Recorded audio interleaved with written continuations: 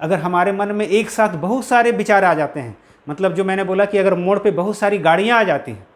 एक साथ जब बहुत सारी गाड़ियाँ आ जाती हैं तो क्या हो जाता है, वहाँ जाम लग जाता है। तो इन द सेम में क्या होता है कि एक साथ अगर हमारे मन में बहुत सारे विचार आ जाते हैं, उसमें से कुछ विचार नेगेटिव भी होते हैं, कुछ विचार पॉजिटिव भी होते हैं, कुछ रिसोर्सफुल होते हैं, कुछ अनरिसोर्सफुल होते हैं। तो अगर बहुत सारे विचार एक साथ जब आ जाते हैं तो क्या हो जाता है, एक हम लोग एक वर्ड यूज किया करते हैं बोलचाल की भाषा में कि खिचड़ी पक जाता है ना, बोलते हैं ऐसा, पूरा खिचड़ी पक जाता है। तो इसका मतलब क्या हुआ, बहुत सारे जैसे तैसे विचार अगर माइंड में आते हैं तो पता चलता है क्या, वो भी तो हमारे मन का भोजन है ना। जिस तरह से मैंने अभी बोला कि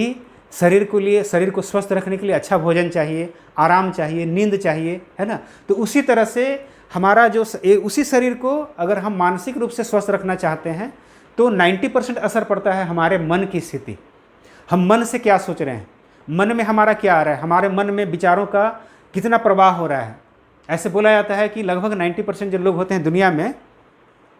साइकोलॉजिकली ऐसा बताया गया है कि 90% जो लोग होते हैं उनके मन में बहुत प्रकार के इतने सारे विचार आते हैं, इतने सारे विचार होते हैं कि वो अपने विचारों को कंट्रोल नहीं कर पाते हैं और इसीलिए वे बीमार पड़ते हैं। ध्यान दीजिएगा, इसलिए वे बीमार पड़ते हैं। इसलिए मैं आपको एक चीज़ अभी बताऊंगा, एक तरीका आपको सिखाऊंगा कि कैसे हम अपने विचारों को कंट्रोल करें,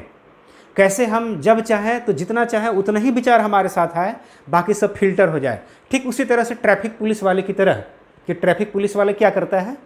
कि कुछ गाड़ियां रोक देता है और कुछ गाड़ियों को जाने देता है, जिसको ज़रूरत है उसे जाने दिया, या फिर मान ली इधर रोक दिया फिर उसको जाने दिया। इस तरह से बारी बारी कर करके step by step, one by one करके सारी गाड़ियाँ निकाल देता है उस मोड़ से,